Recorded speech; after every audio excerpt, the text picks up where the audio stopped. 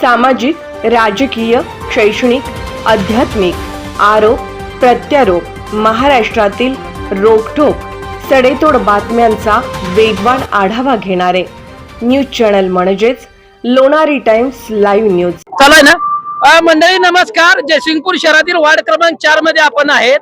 आत्ताच एक सगळ्यात मोठी ब्रेकिंग बातमी हाती लागलेली आहे. तुमचे विरोधी आघाडीचे प्रतिस्पर्धी उमेदवार नगराध्यक्ष पदाचे सुदर्शन कदम यांच्या गाडीमध्ये 2.5 ते 3 लाख रुपयाच्या आसपास रक्कम सापडली आणि निवडणूक अधिकाऱ्यांनी ती नेऊन नगरपालिकेत जमा केली. त्याबद्दल तुम्ही काय सांगता? नाही, मला याबद्दल काहीच माहित नाही. मी प्रभागात सकाळपासून फिरत आहे, त्यामुळे ह्या गोष्टीचा मला काहीच माहित नाही.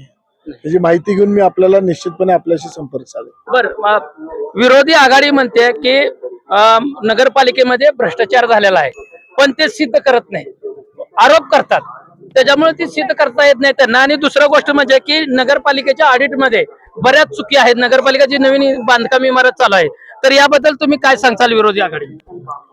चुका काय आहेत ते दाखवून द्यावं निश्चितपणे. आणि भ्रष्टाचाराबाबत बोलत असताना आपणच उल्लेख केला की सिद्ध काही करू शकत नाही. निश्चितपणे भ्रष्टाचार मुक्त गेल्या 3 वर्षापासून नगरपालिका चालू आहे. एक सुद्धा टेंडर अभाव रकमेत गेलं नाही. आणि भविष्यात सुद्धा या जनतेचं प्रेम आणि या जनतेचं जे विश्वास बघितला तर निश्चितपणे येणाऱ्या 2 तारखेला 3 तारखेला निकाल लागल्यावर तीच परंपरा भविष्यात सुद्धा चालू राहील की भ्रष्टाचार मुक्तच नगरपालिका राहील. हे मी अभिवचन या निमित्तानं नागरिकांना देऊ इच्छितो. एक जयसिंगपूर नागरिकांच्या मनामध्ये किंवा मतदारांच्या मनात एक संभ्रम आहे. रस्त्याची अवस्थेबद्दल त्यांनी कायम आरोप करतात. आता त्यांचं मीडिया चालू आहे, तर त्याबद्दल, त्या रस्त्याबद्दल तुम्ही काय सांगता? निश्चितपणे आपल्या सगळ्यांना ज्ञात आहे की या मे 15 पासून पाऊस चालू आहे आणि गेल्या महिन्याच्या 28 तारखेपर्यंत पाऊस चालू होता. म्हणजे ऑक्टोबरच्या 28 तारखेपर्यंत पाऊस चालू होता. त्यानंतर आपल्याला दिवाळीचा समोर गेलो आपण दिवाळीला, त्यामुळे लोकांचे रस्ते उकरणं, रस्त्याचं काम करणं आणि धुरळा करणं हे योग्य वाटलं नाही नगरपालिकेला. म्हणून नगरपालिकेने मी या सगळ्या माहिती घेतल्या प्रशासकीय अधिकाऱ्यांच्याकडनं, त्यामुळे त्यांनी ते थांबवलं होतं. पण निश्चितपने नगरपालिकेचे जे रोडची खराब अवस्था झाली आहे ती STPचं काम चालू आहे, आपलं ड्रेनेज सिस्टीम चालू आहे, पाईपलाईनचं काम चालू आहे आणि त्याचबरोबर गॅस लाईन सुद्धा टाकायचं काम चालू आहे. हे अंडरग्राऊंड ज्या स्कीम्स चालू आहेत त्यामुळं तिथं आपण या रोडचं उकरणं झालंय, थोडंसं लोकांना त्रास होतो याची जाणीव आहे. पण कुठलीही व्यवस्था करायला लागणार नाही. त्याच टेंडरच्या रकमेत ऑलरेडी टेंडर दिलेले आहेत आणि त्याच रकमेमध्ये हे सगळं रिपेअर करायचे सुद्धा पैसे समाविष्ट आहेत. आणि भविष्य काळामध्ये येणारे या 2-4 ऑलरेडी काम चालू आहे, तिथं कुठेही रोडचं काम बंद नाही. पण एका वेळी सगळीकडचं काम होऊ शकत नाही.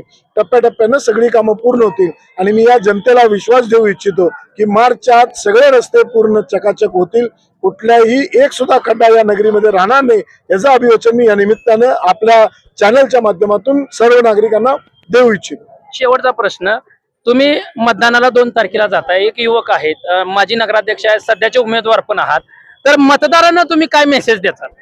निश्चितपणे आपण जयसिंगपूर शहराकडे ज्यावेळी बघतो त्यावेळी 2001 पासून आपण नगरपालिकेचं काम करतो, पण कधीही एवढ्या प्रमाणात प्रचंड प्रमाणात आपल्याला निधी सन्माननीय येड्रावकर साहेब आपल्या मागे आमदार म्हणून उभे आहेत. त्याच पद्धतीने या विभागाचे मंत्री सन्माननीय आणि या राज्याचे उपमुख्यमंत्री सन्माननीय एकनाथ शिंदे आपल्या पाठीमागे खंबीरपणे उभे आहेत. आणि या सगळ्या इलेक्शनकडे बघत असताना एक प्रोग्रेसिव्ह आणि चांगलं सकारात्मक दृष्टी ठेवून या नगरपालिकेच्या विकास कामांच्या माध्यमातून आपण प्रयत्न करणार आहोत.